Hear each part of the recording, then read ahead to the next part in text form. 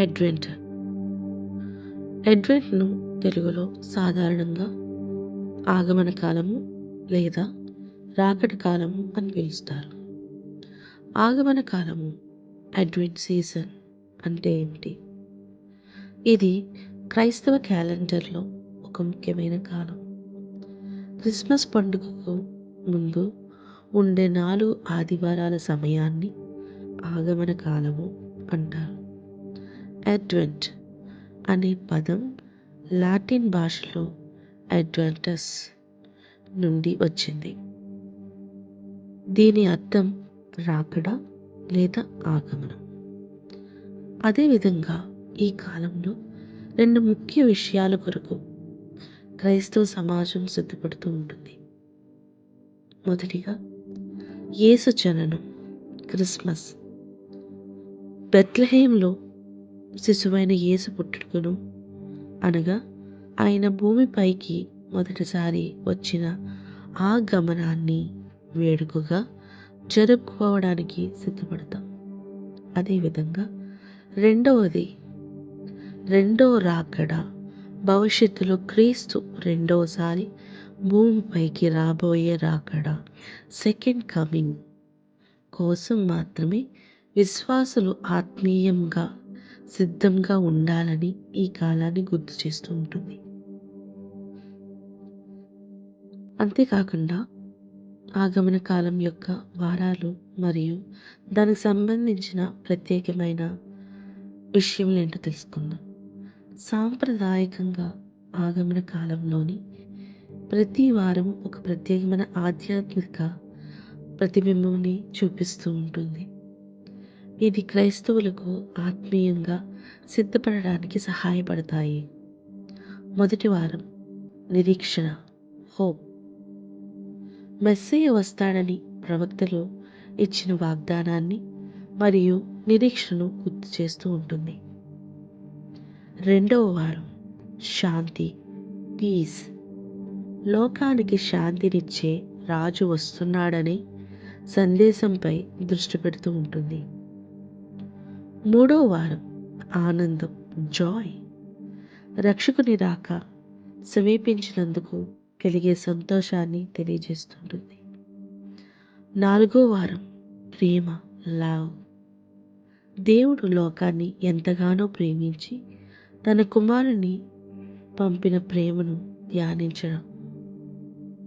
ఈ కాలంలో క్రైస్తవులు తమ హృదయాలను, గృహాలను సిద్ధం చేసుకోవడానికి ప్రత్యేక ప్రార్థనలు, బైబిల్ పఠనాలు మరియు అడ్వెంట్ కొవ్వొత్తులు వెలిగిస్తూ ఉంటారు. ఆగమన కాలం మొదటి వారం నిరీక్షణ, హోప్. ఆగమన కాలంలో మొదటి వారం మొత్తం కూడా నిరీక్షణ, హోప్ అనే ప్రధానమైన ఆత్మీయ భావనపై కేంద్రీకృతమై ఉంటుంది. ఈ వారం విశ్వాసుల హృదయంలో ఒక ప్రత్యేకమైన ఎదురుచూపును, దేవుడు తన వాగ్దానాలను నెరవేరుస్తాడనే గట్టి నమ్మకాన్ని రేకెత్తిస్తుంటుంది. మొదటి వారము పాత నిబంధన కాలంలో జీవించిన ప్రవక్తలు మరియు ఇజ్రాయేలు సుదీర్ఘ ఎదురుచూపును గుర్తిస్తుంది. దేవుడు ఒక రక్షకుని మెస్సయ్యను పంపుతాడని శతాబ్దాలుగా వాగ్దానం చేశాడు. ఈ వాగ్దానాలను నెరవేర్పు కోసం ప్రజలు ఎంత ఆశతో, ఎంత నిరీక్షణతో ఎదురు చూశారు.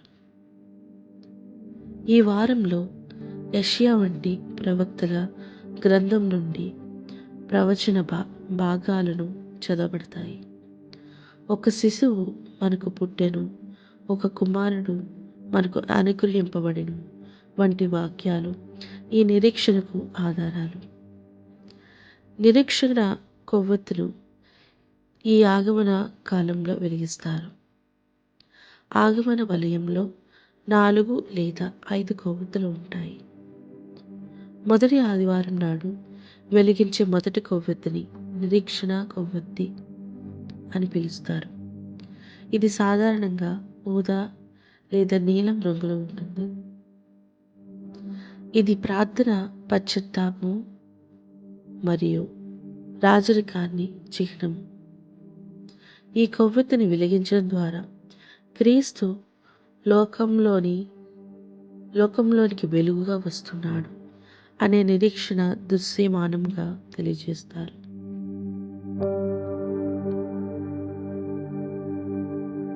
ఆత్మీయ అర్థం చూసుకున్నట్లయితే మనం సిద్ధపాటు మరియు జాగృతి గురించి తెలుసుకుంటాం. మొదటి వారం కేవలం గతంలో జరిగిన జననాన్ని గుర్తుంచుకోవడము మాత్రమే కాదు, భవిష్యత్తుపై దృష్టి పెట్టడం కూడా. జాగరూకత, వాచ్ఫుల్నెస్. యేసు తన రెండవ రాకడ గురించి మాట్లాడుతూ మెలకుగా ఉండుడి అని హెచ్చరించారు. ఈ వారం మన ఆత్మీయంగా నిద్రపోకుండా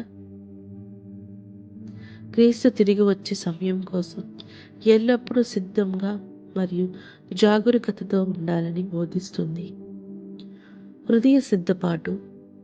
మన జీవితంలోని చీకటి ప్రాంతాలను గుర్తించి పశ్చాత్తపడి క్రీస్తు నివసించడానికి వీలుగా మన హృదయాలను సిద్ధం చేసుకోవాలని ఈ వారం ప్రోత్సహిస్తూ ఉంటుంది. అదేవిధంగా విశ్వాసి జీవితంలో ప్రాముఖ్యత. నిరీక్షణ అనేది క్రైస్తవ విశ్వాసంలో మూల స్తంభంలో ఒకటి. ఆగమన కాలం మొదటి వారం విశ్వాసులకు ఈ క్రింది విషయాలను మరింతగా తెలియజేస్తూ ఉంటుంది. దేవుని విశ్వసనీయత, ప్రోత్సాహం. దేవుడు తన మొదటి వాగ్దాన్ని మెస్సీయ జననం ఎలా నెరవేర్చాడో అలాగే తన రెండవ వాగ్దానాన్ని, రెండవ రాకడ కూడా తప్పకుండా నెరవేరుస్తాడనే నమ్మకాన్ని ఇది బలపరుస్తూ ఉంటుంది. ఈ లోకంలో కష్టాలు, నిరాశలు ఉన్నప్పటికీ మనకు ఒక శాశ్వతమైన నిరీక్షణ ఉంది. అదే క్రీస్తుతో నిత్య జీవితం అని ఈ వారము గుర్తు చేస్తూ ఉంటుంది. ఆగమన కాలం మొదటి వారం అనేది ఒక ఆత్మీయ ప్రయాణానికి నాంది. ఇది నిరీక్షణ అనే వెలుగును వెలిగించి రక్షణ రాక కోసము ఆశతో, ప్రార్థనతో మరియు జాగరూకతతో ఎదురు చూడమని విశ్వాసులను ఆహ్వానిస్తూ ఉంటుంది.